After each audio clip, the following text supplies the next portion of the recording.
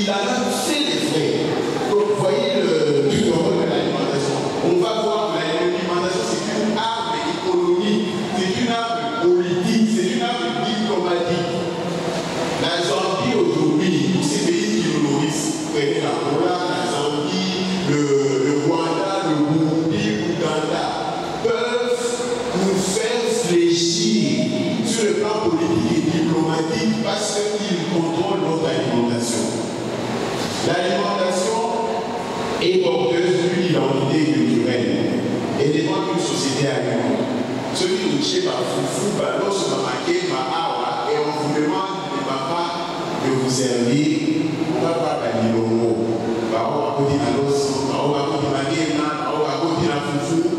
C'est notre culture, c'est dicté par notre culture. Voilà, l'alimentation a une implication économique très importante. La performance, la productivité, le rendement au travail.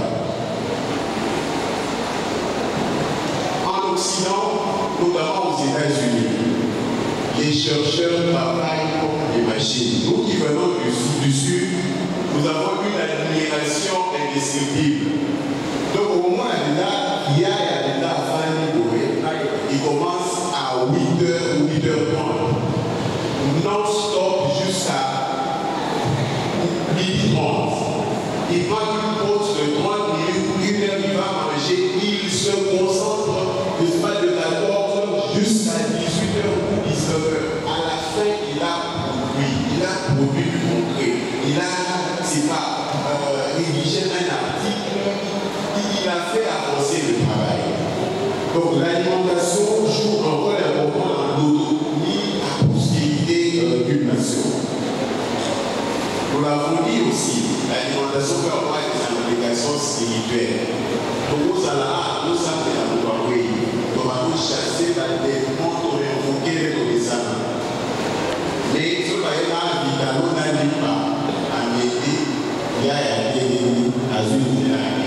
c'était quoi? C'était une hypoglycémie, hypotension, il était affamé, il n'a pas mangé. Bah, pour ça, il retraite un chat au diable des années. Ayant le discernement dans les prophéties. Il y a des prophéties qui peuvent carrément relever des hallucinations. Nous doivent ainsi de suite et tout. Voilà, c'est comme je le disais, les songes, les rêves et tout. Vous pouvez voir des monstres et des dinosaures parce qu'on a simplement pas mangé. Et physiologiquement, scientifiquement, ça s'explique. Il y a des arguments pour ça. Alors, je parlais de la durabilité.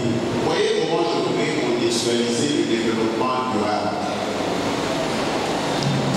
La durabilité, on dit le terme, le vocable est durable. L'adjectif durable s'oppose à tout ce qui est provisoire, à tout ce qui est passager, à tout ce qui est instable. Nos vies, ici à la BPISG, nos vies dans nos familles, nos vies en tant que Congolais, notre existence est caractérisée par la précarité. Ce qui n'est pas durable est précaire, instable. Et voire même la médiocrité. Donc aujourd'hui, la vraie réflexion, notre conscience et notre intelligence collective doivent nous pousser, nous les hommes de la BPISG, de pouvoir réfléchir, de pouvoir justement travailler ensemble pour combattre cette précarité. Je le vous enseigne bien. La misère, la pauvreté font partie des grands traits de l'Église au Congo. Il y a un homme de Dieu qui le disait à la télévision, il disait que sur 10 cas qu'il reçoit quotidiennement, il y a peut-être un ou deux cas véritablement spirituels. Le reste, c'est quoi? Ce sont des problèmes alimentaires et économiques. La gangrène, la misère, la misère, la pauvreté sont de vraies gangrènes de l'Église du Christ au Congo, de notre Église. Comment expliquer? Il y a des gens qui ont 3 repas par jour. seul repas de 48 heures. Notre intelligence et conscience collective doivent pouvoir fonctionner pour endiguer, pour éradiquer la pauvreté, la misère du corps de Christ. Nous devons promouvoir une prospérité qui est partagée. Le groupe des hommes doit mettre sur pied des mécanismes justement pour qu'il y ait des emplois au sein de l'Église, pour que les hommes et les femmes travaillent, pour qu'il n'y ait pas des inégalités au sein du même corps de Christ. Donc tout cela est possible et on va donner des exemples pratiques. Alors, quelle est notre durabilité en tant que nation face au fléau de la corruption, de la médiocrité, de la trahison, de la haine tribale? Bien-aimés, soyons conscients des enjeux majeurs et actuels de notre monde. Ce n'est pas parce que nous sommes chrétiens, nous allons nous enfermer dans la Bible. Soyons éveillés, soyons attentifs à ce qui se passe à travers le monde. Quelle est la durabilité de notre Église? Petite réflexion à haute voix. Nous sommes plus dans l'église universitaire. Quand je suis arrivé dans cette salle pour la première fois en 1991, il y avait 90% d'étudiants et 10% des familles. Aujourd'hui, la tendance est inversée.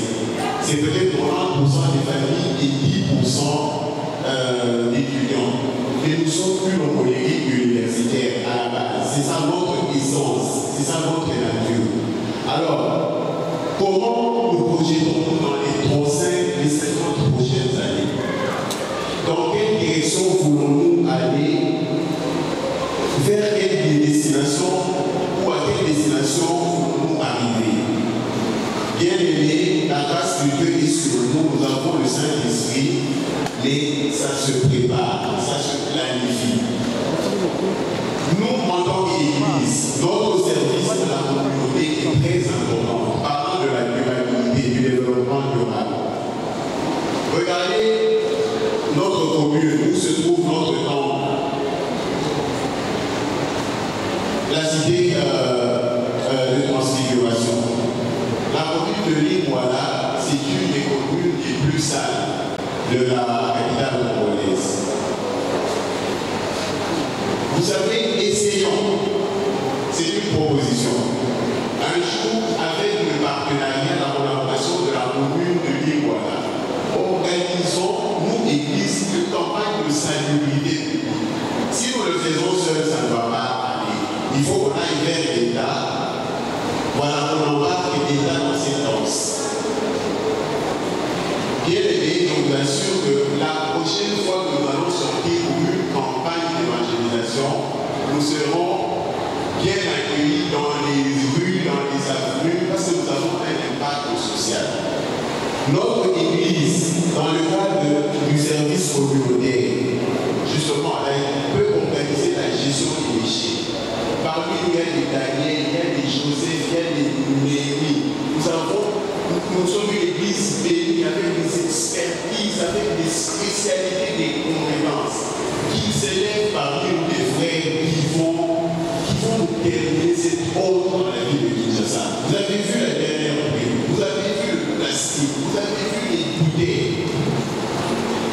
Nous, quelle domination? Quelle est notre domination par rapport à ça? Parce qu'on parle de 350, domination à 360 degrés.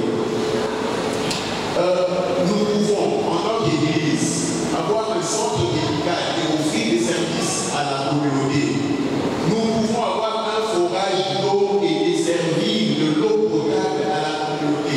Le jour où on va dire aux gens, venez pour l'évangélisation, ils viendront parce qu'ils sont impactés par notre service communautaire. Ne restons pas simplement dans la parole, dans le verbe, et il faut des actions sur le terrain.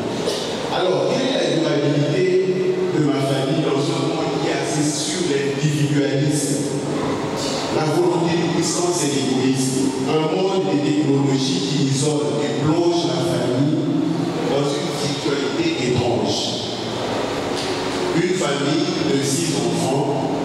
Les parents sont sur leur téléphone, papa et maman, chacun avec leurs écouteurs. Les enfants, chaque enfant a sa tablette. Internet est en train de mourir. On ne se parle pas. Chacun, voilà, nous communiquons avec ceux qui sont au loin et nous nous éloignons de ceux qui sont proches. Est-ce que vous avez appris qu'un jeune de 14 ans, si vous voulez, je veux vous partager la vie, je veux mettre dans le groupe des papas. Un jeune de 14 ans s'est suicidé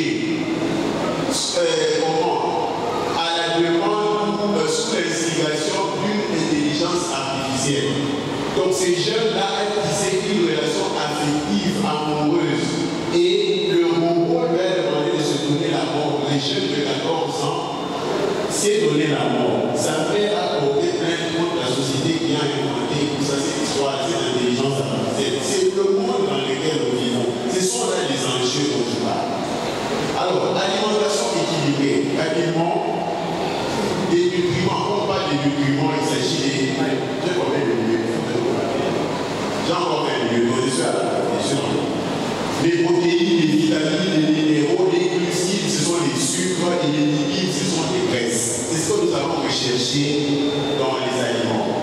Alors, faisons une répartition. Je vous propose une répartition facile. On a beaucoup d'aliments, mais on va les catégoriser. Ce n'est pas exhaustif. Ce n'est pas l'unique catégorisation ou typologie.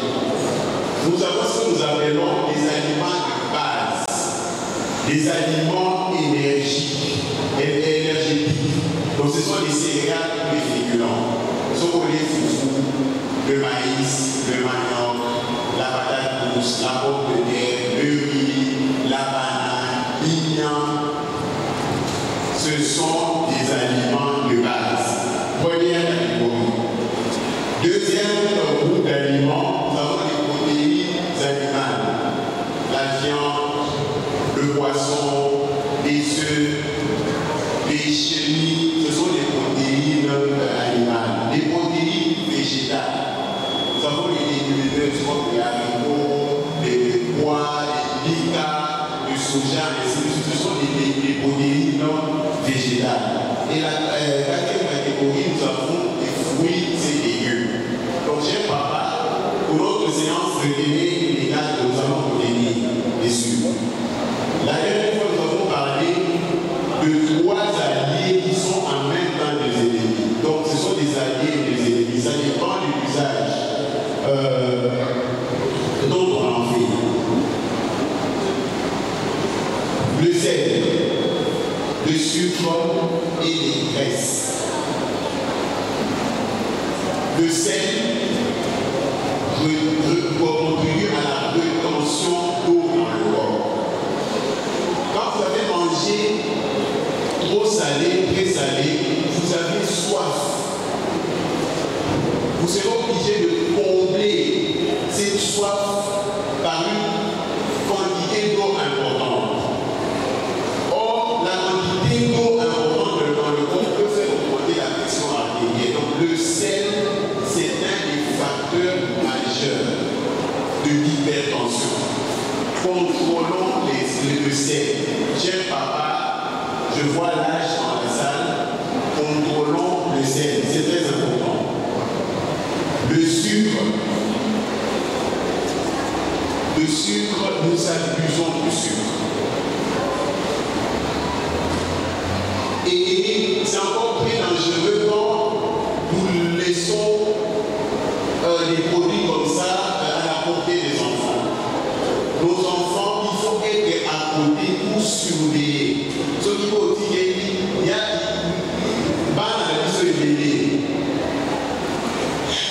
on souffert malheureusement à cause des bonnes, ont eu des problèmes de santé à cause des bonnes. On dit qu'une bonne n'est pas formée, n'a pas l'éducation qu'il faut. Parce qu'elle va mettre à sa guise, elle va saler à sa guise, les graisses, ça va margarine, va manteca. Et donc c'est très important, très important. Alors, il existe des principes, je ne sais pas si papa Abraham mais la papa Abraham a posé une question pertinente. Est-ce que vous pouvez nous donner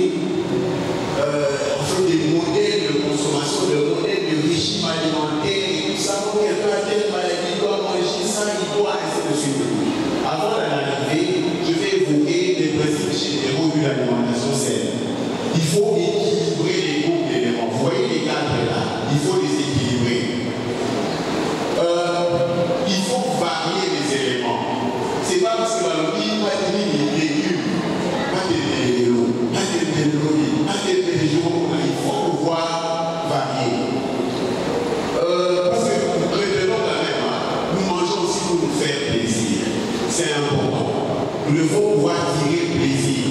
Ce que nous mangeons doit être délicieux. Donc il ne faut pas tourner là au son, piquer au son, non, ça va nous faire plaisir.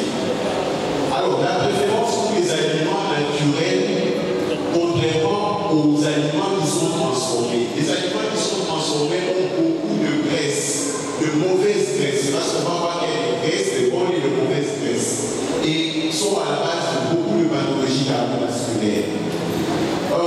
Il faut réduire les sucres ajoutés. Il faut une modération de sel, on l'a dit.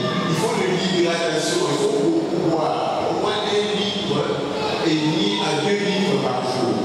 La consommation d'alcool doit être modérée. Les heures de repas. À un certain âge, cher papa, après 19 heures, combien ça devient problématique. Quand on mange après 20h, 21h, 22h, malheureusement, on ne peut pas, c'est non négociable. On s'attire des ennuis de santé, on est candidat à certaines pathologies, par cholestérol et aux allergies, candidat au diabète, ainsi de suite. Donc on prend dans les détails plus tard. Alors, une assiette idéale. Regardez mon assiette. Je vais la diviser en 4. Je l'ai divisée en 4 parties. J'ai parlé des aliments de base, des aliments énergétiques. Vous savez par foufou, le foufou, maïs, manioc, la pomme de terre, les tubercules, les racines et tout ça, les céréales. Ici, exemple. J'ai mis, on a dit aliments de base, aliments de base énergétique. Voilà. Là-bas, on a mis notre foufou et consort, notre makemba, le riz. De l'autre côté, ici, il nous faut une protéine animale. Protéine animale, ça peut être de la viande, ça peut être du poisson, ça peut être du chimie. De l'autre côté, une protéine végétale. Protéine végétale. Et vous avez la vita, vous avez les champignons, et vous avez voilà, les légumineuses, les soupes, les petits pois, ainsi de suite de l'autre côté. Et sur cette partie, il y a des légumes et fruits. Les légumes et fruits. Dans notre société, quel est le taux, la proportion de consommation des fruits? Il y a quelqu'un qui me disait, là, la fruit, il y a un mot pour la vie. Quand on a un mot, il y a un mot, non, c'est pas possible. Donc voilà pourquoi dans les fruits, il y a des fibres. Nous avons besoin de fibres dans notre digestion. Nous avons besoin d'antioxydants pour lutter, résister contre les cancers dans les légumes. Donc cette partie, les légumes, il faut les alimenter. Donc c'est plus ou moins ça quand on parle de l'alimentation saine et équilibrée. Donc dans le temps qui met un parti, je préfère m'arrêter là. Alors, pour répondre à la question maintenant de Papa Abraham, c'est là que les diététiciens vont intervenir. Donc on ne peut pas avoir des recettes magiques comme ça classiques. Hey, bateau la belle intervention, pose-toi pour eux. Bateau la belle pose-toi pour eux. Non, parce qu'il y a plusieurs facteurs qui nous différencient les uns des autres. Il y a d'abord le sexe, il y a l'âge, il y a le poids, il y a la condition médicale, la maladie dont la personne souffre, il y a des antécédents personnels, des antécédents médicaux, il y a des antécédents familiaux. La famille a dit au malade que ça, la famille l'a dissocié. Donc, quand un spécialiste ne va vous prescrire un régime, même votre profession, votre activité physique, il va tenir compte de tout ça et vous dire, regardez les quantités que vous devez manger. On le verra dans les astuces. Papa, ça va dans moi balance. Vous avez la balance là. Vous j'ai pas quoi. Le poids, le surpoids, c'est un grand ennemi. Le surpoids, c'est un facteur de risque très important. Par maladie cardiovasculaire, par cancer, par le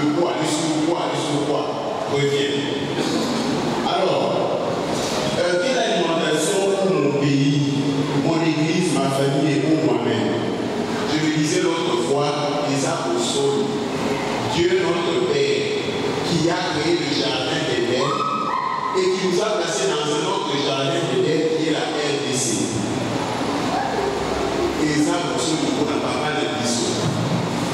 Nous ne sommes pas souverains du point de vue alimentaire. Nous avons préféré confier notre alimentation à d'autres personnes. Ce sont eux qui gèrent notre alimentation. Ça ne reflète pas la gloire de Dieu.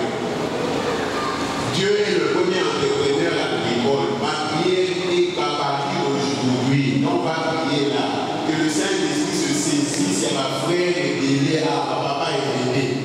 Tout ça, là, ma grand fermier à l'église, tout ça, là, ma grand propriétaire, ma chaîne alimentaire, ma supermarché. C'est ça, ça doit refléter la gloire de Dieu. Et pas la situation comme telle qu'elle est aujourd'hui. Il y a un aîné qui est docteur en économie, je crois qu'il est agroéconomiste. Il me disait ceci. La Thaïlande produit du riz à moins de coût au marché par rapport au Japon. Le Japon produit du riz à un prix élevé. Mais le Japon n'a jamais cédé son marché à la Thaïlande. Jamais de la vie. Ils sont convenus pour produire cher. Parce que nous ne voulons pas,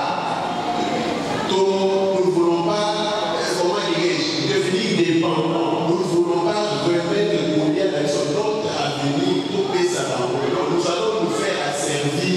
Nous allons nous faire esclaves. L'alimentation est cruciale.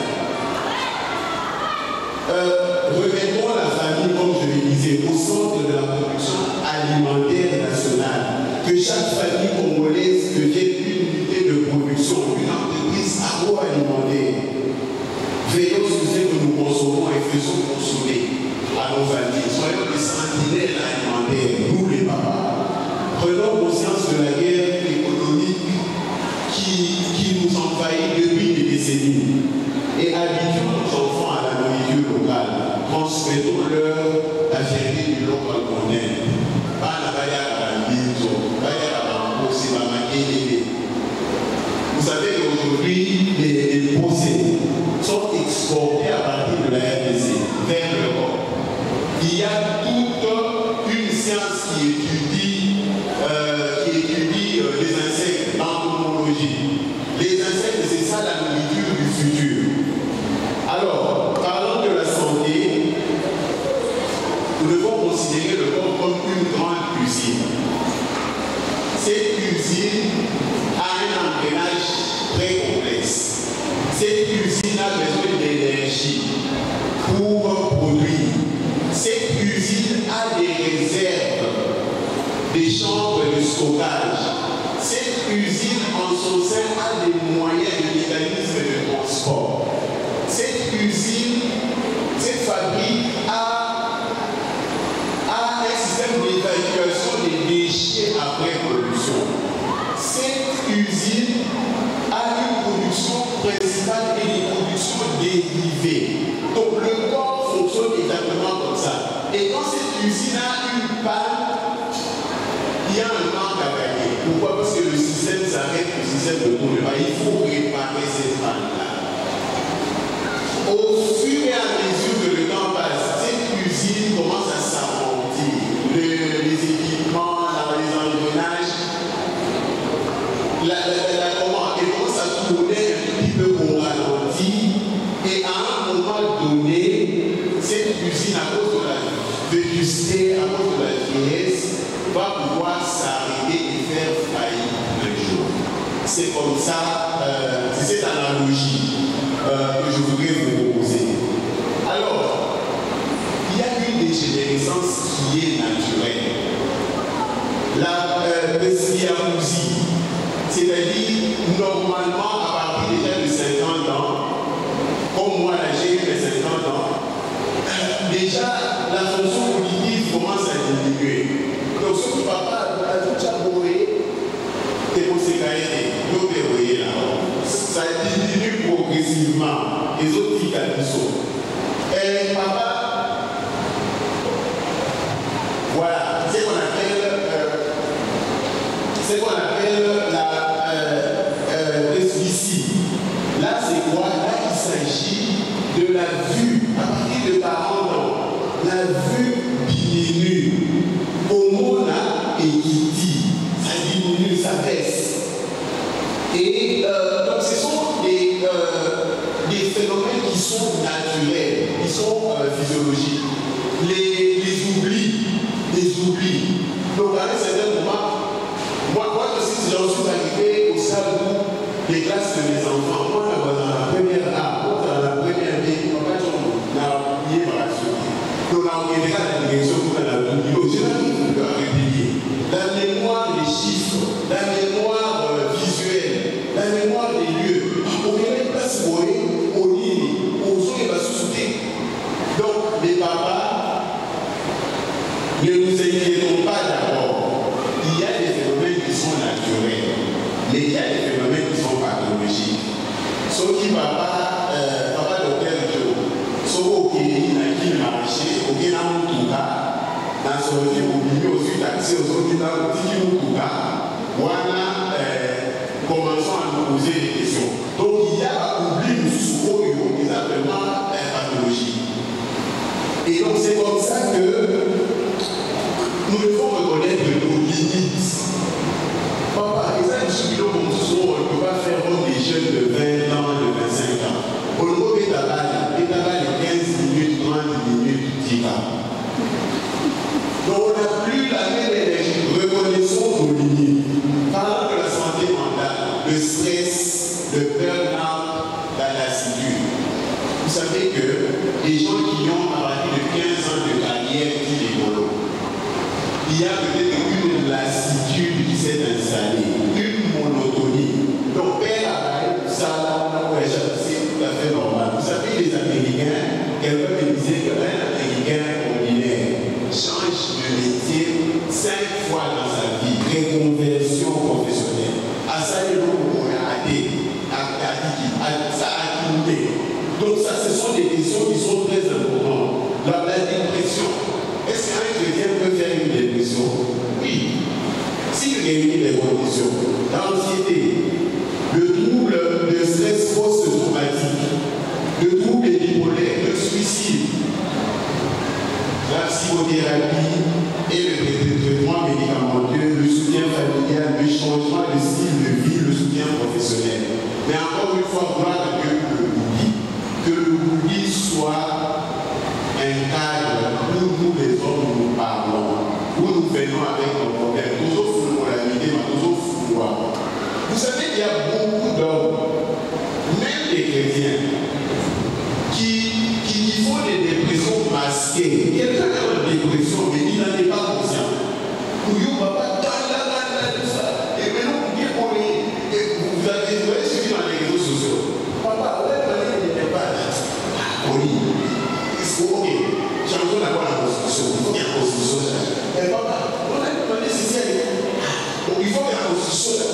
Donc, la personne devient agressive et il faut demander conseil à un certain moment et se faire soigner. Pour un chrétien, soigner une dépression qui va s'oublier. Bien sûr, notre société a stigmatisé les choses. Quand vous allez voir un docteur, un neurologue, quand vous allez voir un psychiatre, père, débouché, vous voyez déjà des expressions. Non, ce n'est pas ça. J'ai travaillé en Angleterre dans un pensionnat, un hospice, comme ils appellent ça là-bas, dans les soins palliatifs, où les patients venaient en fin de vie. Donc, au début de la semaine, on devait recevoir 50 patients. Le lundi, quand vous revenez le lundi suivant, 45 ou 47 sont décédés pendant la semaine. J'ai fait là-bas 1 mois, c'est pas possible. Donc je voyais ma tête commencer. Et là-bas, on avait des cancers. Donc vous allez vous parler à un cancer, vous déchargez. Quelqu'un disait que chaque psychiatre est un psychiatre. Donc patient qui écoute des problèmes, des tonnes et des tonnes de problèmes. Donc voilà, il faut pouvoir aussi parler à quelqu'un, il faut pouvoir s'adresser à quelqu'un. Alors, je suis en train de vraiment gérer le stress. Amélioration du sommeil. Sommeil. Ah! Pas de sous. tribunal avant minuit. Ce n'est pas possible. Avant minuit, hier, il faut à 2h, à 3h. Et tout ça, ça a des répercussions sur la vie de couple, sur la vie familiale, sur sa performance au travail. Le sommeil est très important. L'exercice physique régulier, des techniques de relaxation, gestion du temps et organisation, alimentation équilibrée, maintenir les relations sociales, développer des passe-temps, divertissement, c'est très important. Il y a une certaine spiritualité qui nous place dans une certaine duplicité, hypocrisie, auquel il y a un coup, mais auquel il y a un coup, il y a un coup, il y a un fan d'appeler le maïs, donc, et on a des dissous, c'est quoi ça? Laissez les gens se divertir, les gens prennent avoir le moment de qualité avec leur famille. L'église va continuer à cultiver ça. Le groupe d'hommes, docteur de pas exclusion, tout ce ce doit être péché toute la journée, on passe du temps là-bas et puis on revient. Voilà, j'ai parlé des limites, établissons des limites, sachant aussi dire non. Pas tout soit au robot et au côté. Ah, papa, vous voyez, nous allons organiser. Oui, il est disponible. Ah, papa. Et moi, pour les conférences, la police 50 ans, la route à la mort. Et quand il me reste là, je suis en train d'aller vers ma sortie. Il y a des invitations que je commence à refuser. Il y a des voyages qui m'intéressent plus. Je préfère passer du temps avec ma famille. Je préfère suivre les enfants. Les enfants sont dans l'adolescence, sont des âges critiques. Il faut être avec eux. Il faut savoir dire non à certaines choses. Au lieu d'accumuler des responsabilités, des charges qui nous avons ressenties. Alors, la santé sexuelle. Parlons de la santé sexuelle. Ok, je suis en train de décider. Je vais effleurer. D'abord, ce que je constate, c'est que notre société évolue dans la désinformation. La santé sexuelle, c'est une culture qui s'accumule, qui s'acquiert au fil du temps. Ceux qui ont parlé d'éducation sexuelle, là-bas dans la mission de la Nairobi, ils vont grandir dans le monde et être orientés correctement. Beaucoup d'entre nous avons été désinformés.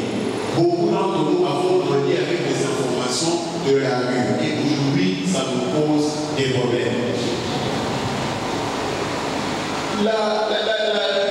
La santé sexuelle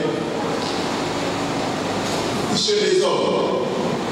Donc, un homme, nous devons comprendre le fonctionnement, la physiologie du partenaire de la femme. Quand je dis du partenaire, pas de la femme et pas des hommes. Alors, donc, nous devons comprendre comment la femme fonctionne du point de vue sentimental, du point de vue psychologique. D'abord, il faut qu'il y ait une complicité entre les partenaires.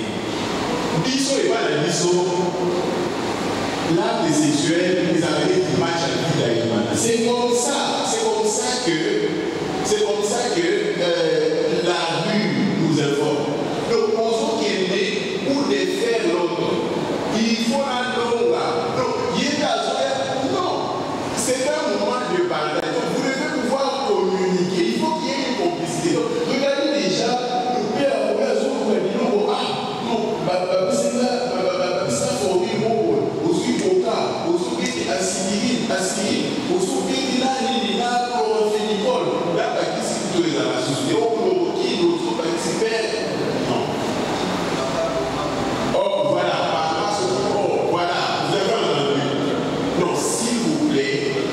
Ça, c'est la désorientation. Et je pense qu'il y a un groupe des couples et tout ça. Nous pouvons inviter un spécialiste, un sexologue pour venir nous parler de ces choses-là. Donc, vous ne pouvez pas. Quelqu'un qui dirait, oh, non, mais moi, j'ai des problèmes et tout ça. Première question. Nous n'en voici là-haut. Est-ce que vous avez des amis? Est-ce que vous commencez par là? Quand la réponse est non. Voilà. Que voulez-vous? La femme ne fonctionne pas comme ça. La femme est émotionnelle, la femme est sentimentale. Il faut au ça. La force, ça ne passe pas. Au lieu de forcer l'été, ça la laisse. Vous pouvez forcer, elle va la laisser. Et il ne faut pas blesser, il ne faut pas qu'elle sorte et la accumule et tout. Donc c'est toute une culture. Et donc,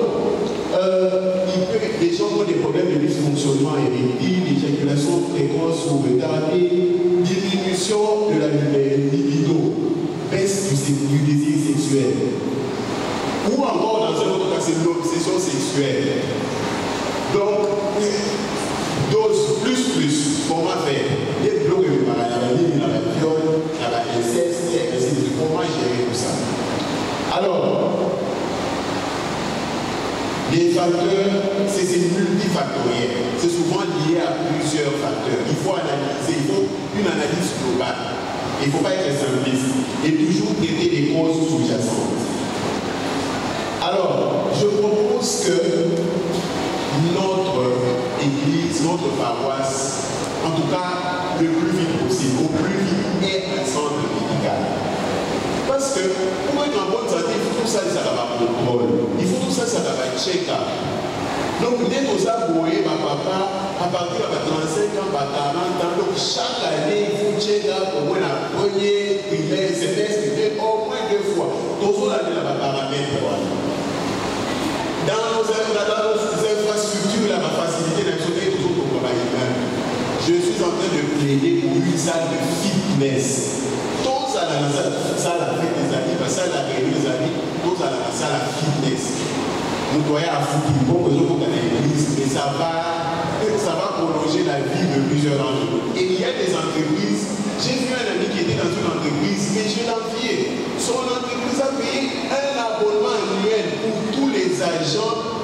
Le matin, quand il a dit qu'il va à la salle de sport, vous allez voir cette entreprise-là va réduire sa facture médicale automatiquement. Vous allez voir, il y a une répercussion. Je n'ai pas fait d'études, mais je présume, je suis sûr que sa facture médicale, la performance, la vie, la santé de ses employés va en découler. Alors, avant-dernier point, l'exercice physique. En effet, l'exercice physique est utile à plein de choses, tandis que la piété est utile à tout, car elle a la promesse de la vie présente et de la vie à venir. 1 Timothée 4:8. Papa, il y a un malentendu à propos de ce verset. Je ne suis pas théologien, je vais essayer de corriger. Je vais un peu vous impressionner avec ce que j'ai dit. Dans le contexte de ce verset, Paul parle de la Grèce antique. Donc dans la Grèce antique, regardez quand vous voyez les statues grecques là, ce sont des hommes qui sont bien taillés, bien bâtis, parce que les Grecs croyaient qu'il y avait un équilibre entre la piété, la santé mentale, la santé physique, intellectuelle. Les Grecs avaient les gymnases. Dans les gymnases, par exemple, travailler, il faut s'adapter, il faut s'adapter, il faut s'adapter. Les Jeux olympiques, les Romains ont colonisé les Grecs politiquement et économiquement, mais les Grecs les ont colonisés culturellement. Et même les Romains, j'ai à la guerre parce qu'ils ont copié ça de chez les Grecs. Donc, Paul parlait de ça. Papa, mais la piété est importante. La piété, ça te garantit. Ça ne veut pas dire que l'exercice physique n'est pas important. L'exercice physique est utile. Très important. Donc la vie sauf exercice physique. Alors, quelques astuces pour le bien-être et la santé. Avoir une balance pour le contrôle régulier de son poids et de son indice de masse corporelle. Papa Néozawana, par rapport à taille nayo, poids nayo, fixe ses amis. Ça là est fort aux la tranche douane. On va parler de ça dans les détails. Dans là, vous avez même un thermomètre, moins tensiomètre, moins glucomètre. Nous avons ce qu'on a bien au cas où on a sa tension à point à 10 km. Non, je dis qu'il y a moins de 5 km. La marche à pied en haut, bon, c'est vrai, c'est difficile d'enchaîner de marcher dans Kinshasa, mais trouvons un moyen de faire le jour. On ne va pas tout d'animer dimanche pour marcher, tout ça, les mois exercice physique, c'est important. Quand vous voyager, pour ceux qui voyagent, qui font des missions, des services et tout ça. Papa, sur un hôtel, si vous avez la latitude de choisir un hôtel, on a hôtel les dans la fitness, ou les salles de sport. Moi, j'ai une corde, ma corde ici est toujours dans ma valise. Partout. Dans mon placement, on a mon à la tombe, il y a des 1500, 1500. Dans l'autre travail, apprenons à manger en famille. Manger, c'est vrai, nous avons des contraintes, des programmes, mais c'est important. Voyez, Bishop a dit, Dieu nous éclaire. Quand vous êtes avec les enfants autour d'une table, vous savez quoi, celui-là, oh, il y a la bouquinière, moi, ça n'a pas. Mes enfants, quand ils disent quelque chose, la vie au poste. Mais comment tu as su? Donc Dieu nous donne ce flair-là en tant que parents. Quand nous créons des moments en famille, surtout autour du repas, les enfants vont s'ouvrir, ils vont parler. L'eau citronnée. L'eau citronnée, c'est une bonne astuce pour l'amincissement, pour le dégraissement, pour les mauvaises haleines, pour lutter contre les mauvaises haleines.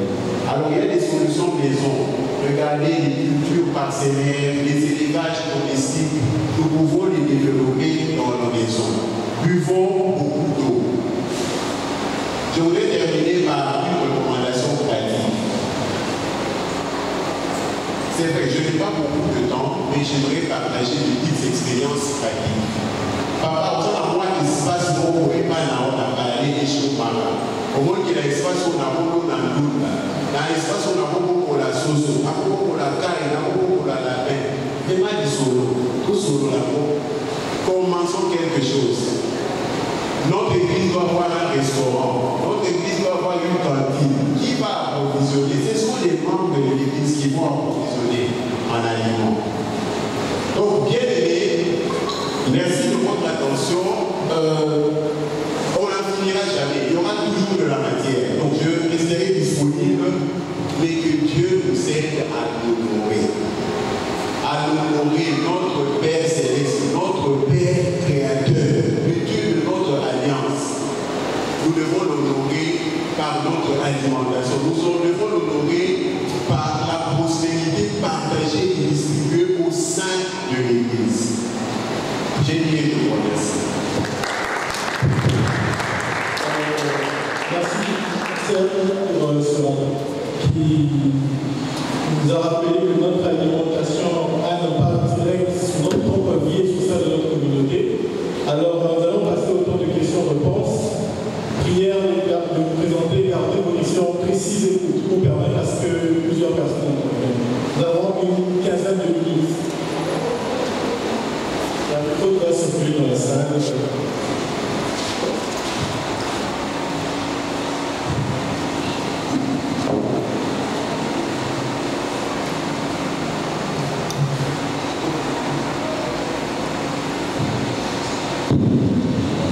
Merci pour la parole. C'est le paradis. Vraiment, merci docteur pour tout ce que vous avez dit dans votre exposé.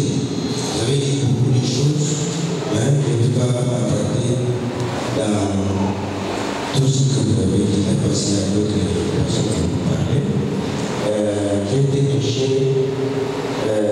en particulier de ce que vous avez dit concernant la santé des humoristes à la commune de Yoruba. Vous avez dit que c'est la commune la plus sale de la capitale. Alors, moi je suis de Yoruba, c'est vraiment, ça a touché à mon cœur. C'est vraiment quelque chose que vous nous apprenez. Quand nous sortons de l'église ici, c'est visible.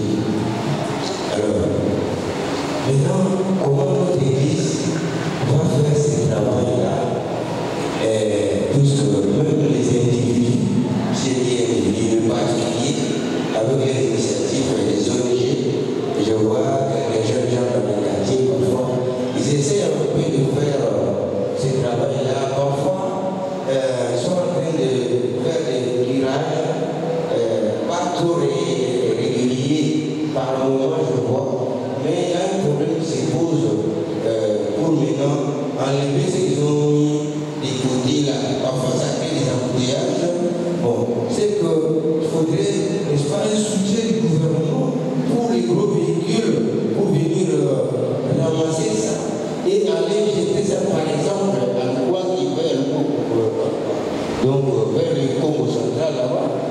dans les terrains vides là-bas en dehors de Maloukula. Alors, je ne sais pas. Peut-être que vous avez des idées derrière ça. J'ai beaucoup apprécié. Est-ce qu'on va, si notre comité des Goudi vont entreprendre des démarches pour que le gouvernement puisse soutenir j'ai saisi la question. Merci. La question était claire. les gros véhicules? Oui, vous savez que Mais il faut les véhicules. exactement. Voilà, on va enchaîner les questions. Question très pertinente.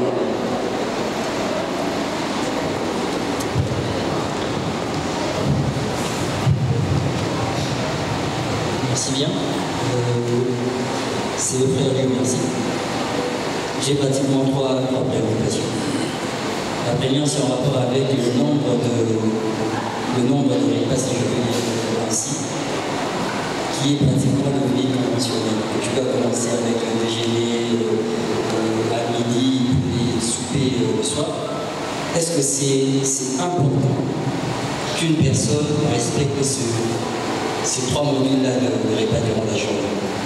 Ou soit s'il y a une possibilité qu'une personne consomme une seule fois la journée pour combler pratiquement le reste.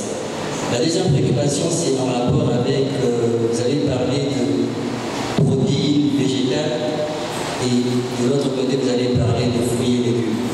Je voudrais savoir quelle est la différence pratiquement entre ces deux groupes d'aliments. Et la troisième préoccupation, c'est en rapport avec ce que nous observons. Aujourd'hui, pratiquement, nous sommes plus importateurs de tout ce qui est produit alimentaire. Nous importons plus par rapport à ce que nous produisons, ce qui constitue pratiquement une contradiction par rapport au nombre de terres arables que dispose le pays. Je donne un exemple qui est pratiquement visible, le cas de fruits au Congo central. Il y a des fruits pratiquement qui périssent au Congo central, susceptibles pratiquement d'être transformés peut-être en jus, mais qui ne s'étaient pas jusque-là. On consomme plus de boissons gazeuses à base de produits chimiques. Quelles sont les solutions pratiques pour rendre possible cette transformation? Merci.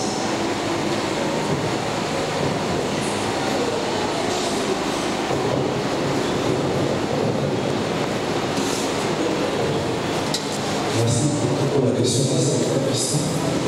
C'est le frère Fiston. La question que je pose est vraiment personnelle. Ça m'arrive des fois, si j'ai déjà le matin, pour manger, je dois manger après 20 heures. Je ne sais pas si c'est une maladie ou bien j'ai le problème de l'estomac. C'est ça ma question. Ça me dérangeait pendant longtemps. Et la deuxième question, c'est celle-ci. Ça fait quelques mois, je suis allé voir une nutritionniste. Quand je suis monté sur la balance, j'ai fait 77 kilos. Et il me dit avec ma taille, c'est la malnutrition. Avec ma taille, je ne peux pas faire ce poids-là. C'est que je dois avoir au-delà de 4 avec 90 kilos. Quand vous êtes là, j'ai fait pour l'occasion de je me dis 1,95 m.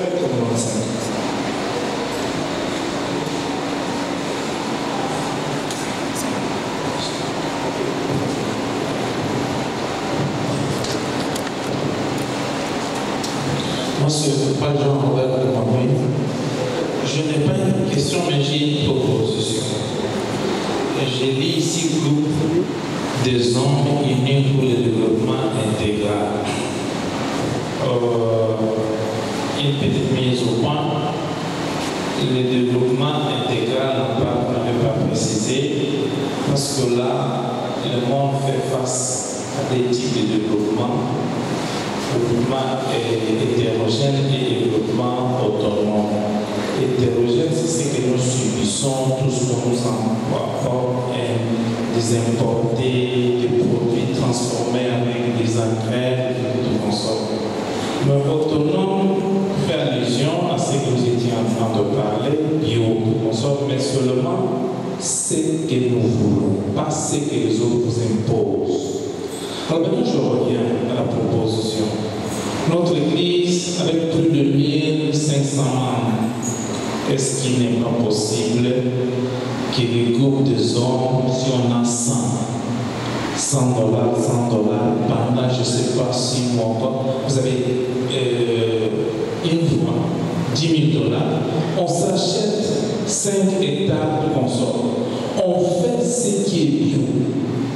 Ou désormais, tous les dimanches, on peut acheter le maïs qui vient de la bio, les légumes qui viennent de la bio, tout ce qui vient de la bio. Si vous voulez manger le lapin, que ce soit là-bas.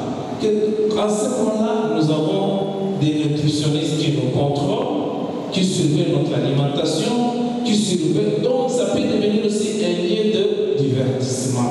J'ai un peu la culture anglophone, excusez-moi. Ce sont des gens pragmatiques, ils n'aiment pas trop de théories. Il faut aller tout droit au but.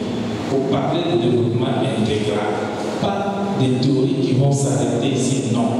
Si 100 $, c'est beaucoup, on descend à 50. Vous prenez une échéance. Nous avons l'expérience ici, quand nous cotisons pour les 40 jours, n'est-ce pas? Parfois nous atteignons 22 000. 22 000, c'est amplement suffisant. 20 000 $, c'est amplement suffisant d'avoir 10 hectares avec un accompagnement de certains trucs. En ce moment-là, vous vous rendez autonome. Vous n'irez plus au marché aller acheter ce que les Indiens vous fabriquent. Vous ne savez pas comment ça a été produit. Vous ne savez pas d'où ça vient. C'est comme ça nous crée trop de maladies. Excusez-moi, là je parle en tant qu'expert en économie, intelligence économique. C'est ma spécialité aussi. Alors, arrêtons avec ce qui vient de l'extérieur. C'est du pur commercial. Même quand vous parlez de ces histoires, il y a un aspect que les médecins n'ont pas. Moi, ça fait partie de mon expertise. Vous savez que dans nos provinces, chaque aliment, comme il a dit, c'est une identité culturelle. Et ça donne la longévité à chaque peuple. Je prends un exemple. Le genre de bandondo chez nous, dans les courants, on nous dit que nous, c'est le Kaka, c'est le Mikion, c'est le Miko. Mais vous savez que cet aliment, il y a des experts qui ont prouvé que ça rend les os très durs et ça donne de l'intelligence. Mais maintenant, c'est des batétela, les riz, les équateurs même. Est-ce que c'est que vous prenez ici du consort? Ça garde encore les mêmes substances. C'est ce qui donne l'insuffisance dans les produits pharmaceutiques parce qu'ils n'auront pas tous la même capacité immunitaire du corps. Ceux-là sont habitués à manger les chenilles avec ceci. Vous les administrez un produit à d'autres dont la terre qui a produit ça n'a pas les mêmes substances qui peuvent renforcer votre capacité immunitaire parce que le riz a été produit en Thaïlande ou je ne sais pas où. Voilà encore un problème. Donc ça c'est le développement hétérogène. Évitons ça. Ça raccourcit notre vie. Mais cette intelligence que vous avez avec qui peut nous amener très loin si nous avons la volonté. J'ai dit, je vous remercie. Alors, grand merci Papa Robert pour cette contribution de taille très précieuse. Donc la première fois que je suis intervenu ici, ceux qui étaient là de moins, donc j'avais émis cette proposition-là. Comme nous achetons moins qu'à 1, 2, 3, 4, que l'Église acquiert une ferme. On peut construire une maison de retraite là-bas, les gens se retirent là-bas, pratiquent de l'agriculture là-bas. Et même, vous savez, dans nos églises, il y a ce qu'on appelle molim ou à permanence. Un frère arrive, il est là, il participe au culte matinal, il participe le soir, le jour suivant, ainsi de suite. Qu'est-ce qu'il fait finalement? Les gens qui ont molim ou à permanence ont des enfants aussi là-bas, à l'apprentissage. Ils vont à la ferme, ils vont apprendre à travailler, à produire. Donc ça serait un peu notre Kanyamaka CC, mais dans l'amour. Donc voilà. Merci Papa pour cet apport. Je pense que le président est en train d'enregistrer. Ici, nous sommes, notre église produit des ministres ici. Il y a eu un directeur de cabinet du président ici. Qui sait s'il y aura un président de la République? Nous avons toutes les compétences, tous les talents. Mais il est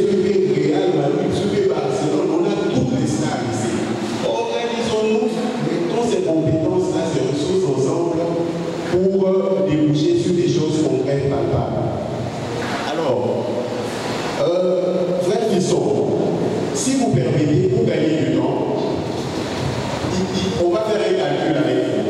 Je vais peut-être profiter pendant qu'il y aura une autre question, je vais aller sur ma calculatrice.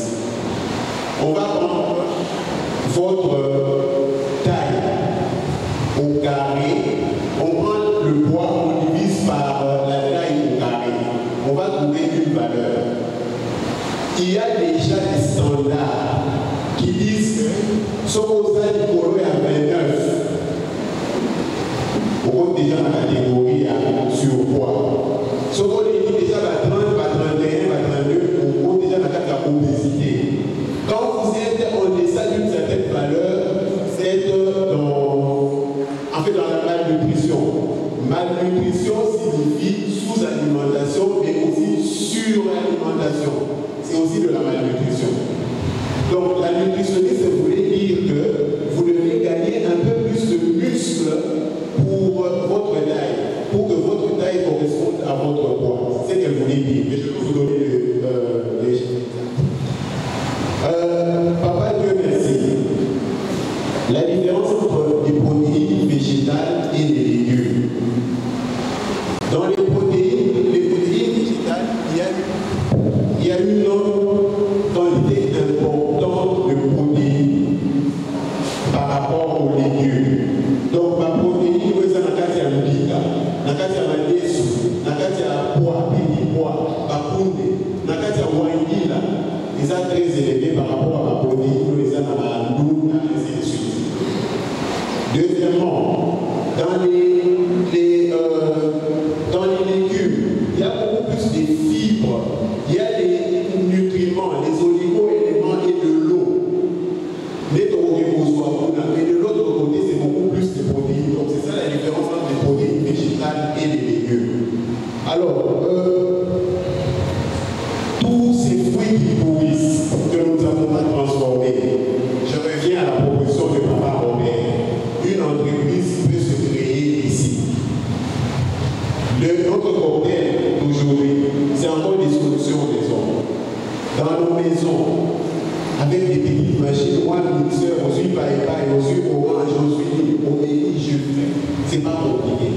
Donc, il faut encore que notre conscience, je le répète, notre conscience et intelligence collective fonctionnent. Si, quelles que soient nos compétences, nos expertises, si on ne les canalise pas, voilà, c'est le statu quo. Le nombre de repas, je reviens à ce que je disais. Si je suis étudiant,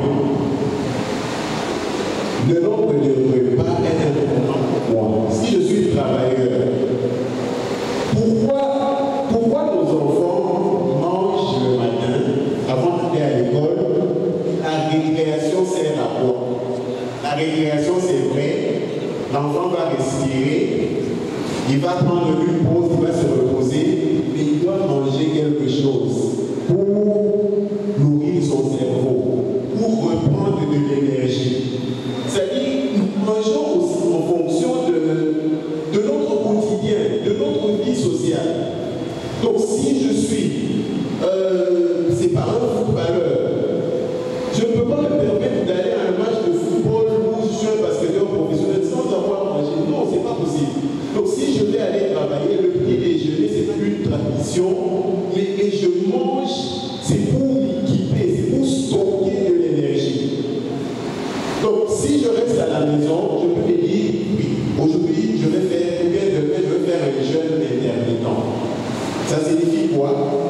Si j'ai mangé à 15 heures, ok, après 15 heures, je ne mange rien, je peux boire, je peux prendre des boissons, je ne mange rien jusqu'au matin à 8 heures. Vous allez compter, ça fait combien d'heures? Ça va faire à peu près 9. Donc j'aurais fait autour, si je mange autour de 6 heures, 7 heures, j'aurais fait autour de 16 heures de jeûne, comment on appelle ça? Les jeûnes intermittents. Donc pourquoi? Parce que je ne suis pas sorti, je ne suis pas astreint à une occupation quelconque. Ici, c'est un travail mental, intellectuel, qui va me demander de l'énergie. Je dois pouvoir manger.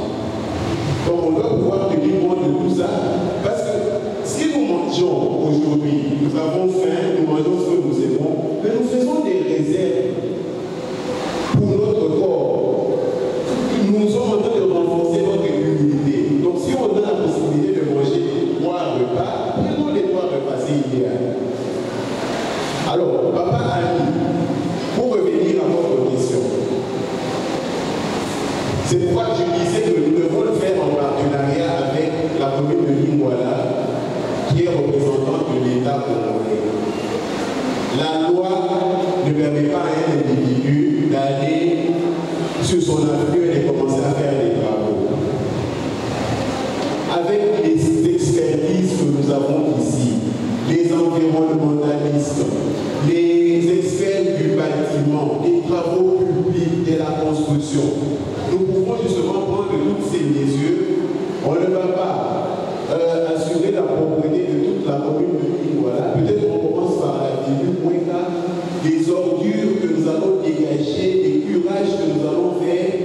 Justement, on pense à un endroit, le plastique. On peut récupérer le plastique, on peut le recycler. Donc ça s'organise. Ça doit être un travail organisé de bout en bout. Donc voilà. On va prendre une dernière question par rapport au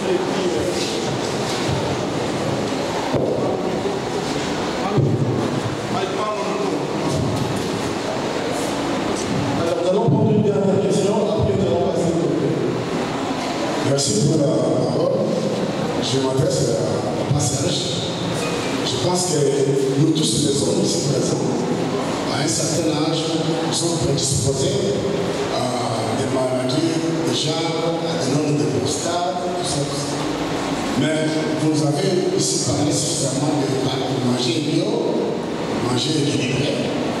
Mais parfois, les médecins introduisent des introductions alimentaires qui prescrivent à leurs malades que pour telle maladie, par exemple, de prostate, il ne faut pas manger la viande rouge qui est bio, il ne faut pas prendre le lait de vache qui a des crèmes, qui a des graisses, il ne faut pas ceci, cela, il y a beaucoup d'interdictions alimentaires pour certains cas, pour certaines maladies.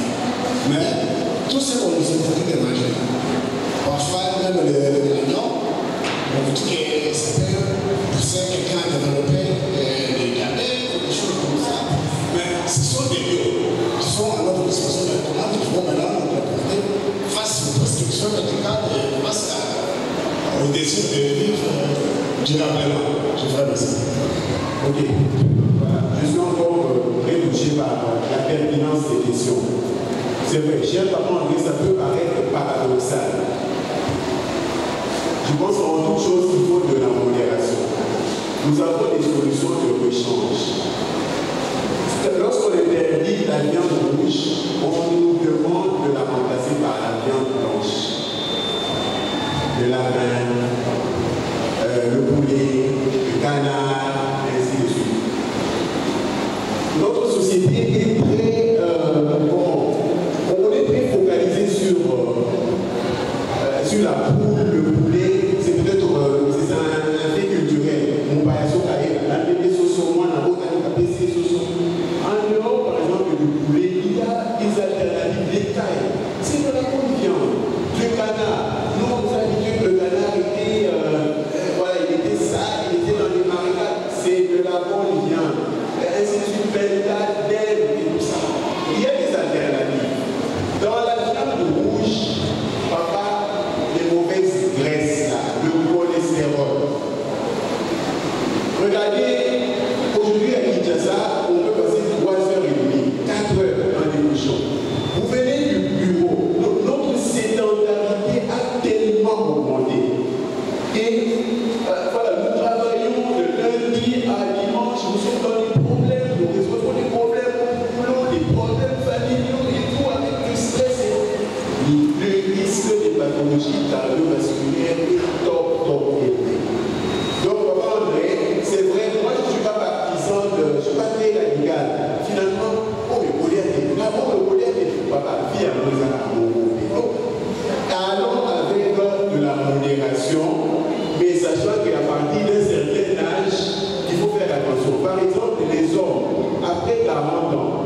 au soir, il faut éviter de manger du riz par exemple. Le riz contient beaucoup de glucides, beaucoup de sucre.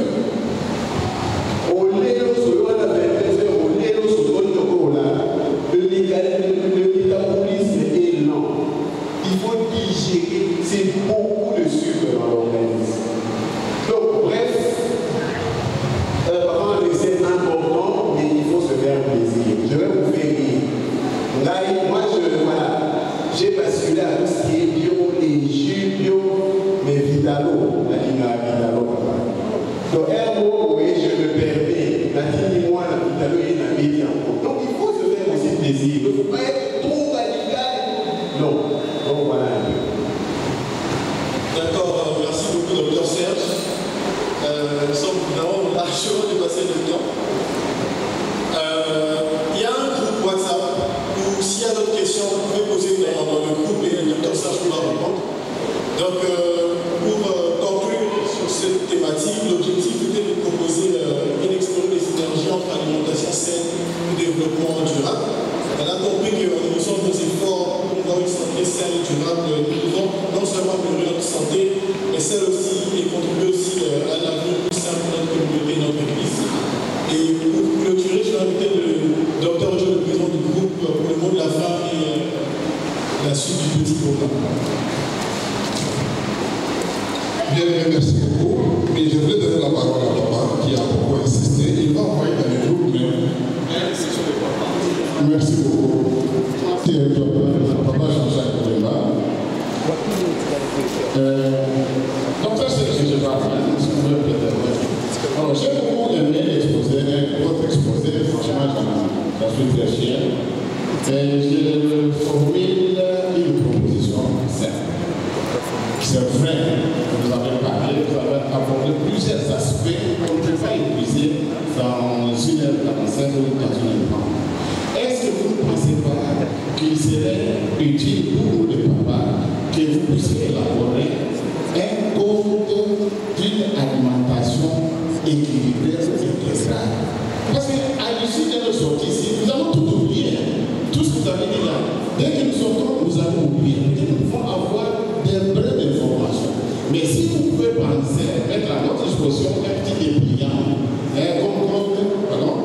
d'une bonne alimentation, ça nous ferait du bien. Et aussi,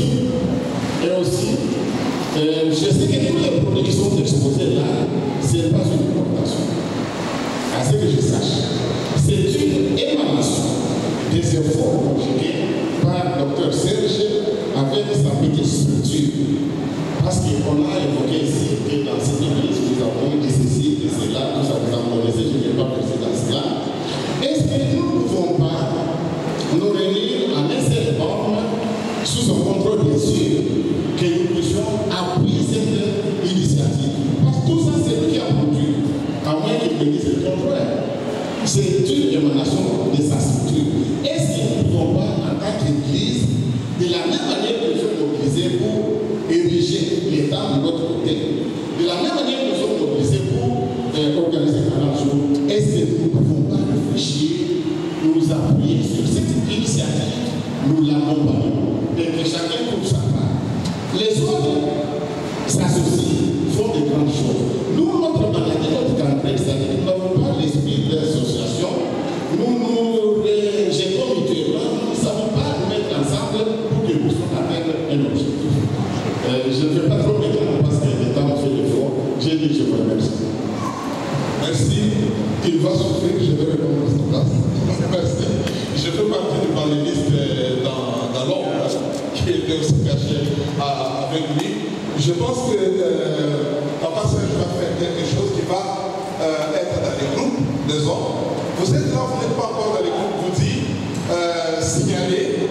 Et puis Mike, je vois même dans le fond, frère Eliezer, il est là. Voilà, la liste a circulé. Mettez parce que quand il fera quelque chose, il va le partager là-dedans. Comme ça, quand papa vient d'intervenir, on peut s'appeler par rapport à la question. Les groupes des hommes qui ont été assistés aussi par les mamans, c'est pas grave, nous acceptons. Elles sont dans le fond, elles assurent toujours notre. On peut les acclamer quand même.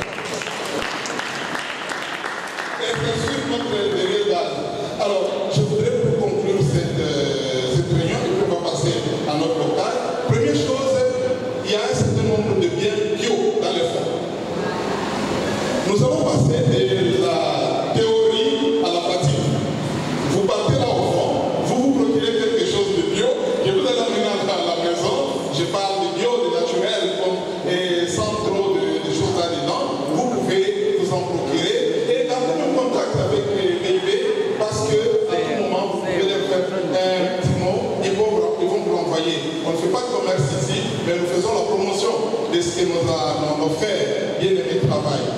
Un mot sur une question qui est posée constamment. On mange quoi? Qu'est-ce qu'on doit faire? Papa Serge est revenu pour dire il faut parfois s'offrir aussi un peu de plaisir finalement. Il y a quelque chose qu'on aime, qu'on ne sait pas trouver. Moi, je vais vous dire seulement cette chose. Le diable se trouve dans l'excès. Je vais répéter. Le diable se trouve dans l'excès. Tout ce que vous prenez, si cela n'est pas dans l'excès, vous pouvez être dans les bonnes marches. N'est-ce pas? Il est vrai qu'on va nous dire, j'ai même quelqu'un qui me disait, docteur, on vous a tellement entendu que finalement, comme il a travaillé, tout le monde se souvient. Donc, c'était une façon de parler. Mais sachez que manger avec modération, même si on vous recommande que ceci est bien recommandable, une fois que vous le prenez à l'excès, ça vous crée encore un autre problème. Donc, il faut rester avec ce principe-là. J'ai beaucoup aimé Papa Robert, merci beaucoup pour votre intervention, merci énormément. Et j'aimerais dire ici, je lance encore l'appel à tous les hommes. Nous allons avoir une journée de réflexion sur quelle entreprise pouvons-nous monter en tant qu'Église. Les idées beaucoup d'idées ont été montées ici. J'ai entendu quand Papa Serge a parlé, j'ai entendu Papa Robert est revenu là-dessus. Nous sommes en train de vouloir avoir une journée de réflexion. Le thématique sur le développement intégral dans son aspect économique n'a été introduit. Nous avons une réflexion. Mais nous allons avoir une journée. Alors, vous qui avez des bonnes idées, vous qui vous êtes épris, quand vous entendrez ces communiqués, suscitez encore d'autres. En tant que 4 ou 5, on n'a pas toutes les idées. Mais nous avons besoin d'écouter. La plupart, il y a des experts dans cette église. Venez nous dire qu'est-ce qu'il faut pour créer une entreprise.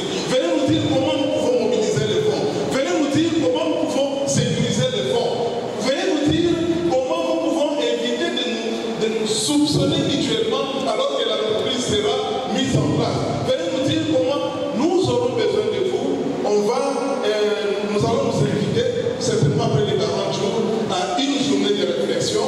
Nous allons impliquer nos aumôniers devraient être aussi là, parce qu'on voudrait vraiment qu'ils soient là autour d'une journée de réflexion, pour que nous ne restions pas, comme papa disait, seulement avec des théories intégrales, et puis c'est resté là, non.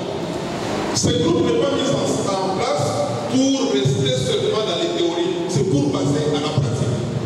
Encore une fois, elle ne se substitue pas au groupe qu'on appelle développement, non, elle ne se substitue pas. Nous sommes dans le développement intégral. D'ailleurs, nous parlons de nutrition. Nous allons parler d'autres aspects. C'est prévu même une thématique sur les aspects de l'environnement politique. On devrait parler de toutes ces choses-là. On va discuter. Voilà, je vais terminer en disant que nous sommes un comité d'à peu près 6 personnes. Vous êtes touchés. Vous avez le temps pour pouvoir être avec nous dans les réflexions, dans l'organisation. Please, veuillez nous signaler. Papa est désiré au fond. Voilà. Vous les voyez, vous donnez votre nom, il va vous inclure. J'aimerais dire que notre horaire est tellement flexible que nous tenons peut-être une réunion présentielle. La plupart des réunions sont en distanciel. Donc, vous pouvez prendre cette réunion au bureau. Vous pouvez la prendre à la maison quand vous venez d'arriver. Donc, vous ne vous sentirez pas contraint d'être chaque fois à l'église. Non. D'ailleurs, je vous ai informé que pour cette réunion, l'activité d'aujourd'hui, on ne s'est même pas réunis en présentiel.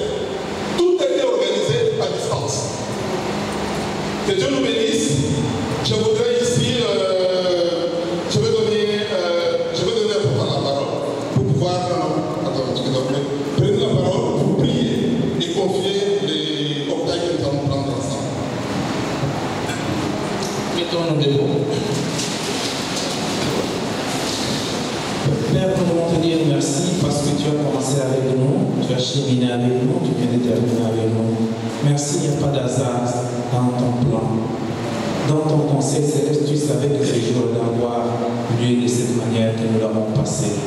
C'est la raison pour laquelle nous te disons merci. Merci parce que tu as utilisé des hommes qui te ressemblent, Seigneur, dans ton image et dans la ressemblance, Seigneur, dans l'ingéniosité. Mais c'est cette ingéniosité que nous voulons qu'elle produise du fruit.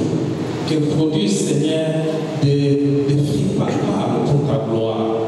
Merci parce que tu vas encore nous disposer sur le plan physique et temporaire pour que nous puissions encore approfondir toutes ces réflexions. Merci pour la présence de tes enfants qui sont là. Nous allons repartir. Précède-nous dans nos maisons parce que notre paix dépend de la paix que nous irons trouver dans nos maisons. Ceux qui prendront des bus, des taxis et ceux qui vont conduire. Nous voulons aussi te bénir pour ce que nous allons prendre, Papa. Bénis la source de provenance. Nous la prenons par action de grâce et nous voulons aussi, Seigneur, bénir ceux qui l'ont apprêté. Que cela nous soit utile pour le corps, mais que toute la gloire revienne en toi. Allons dans la paix du Seigneur. Au nom de Jésus, nous t'avons ainsi prié.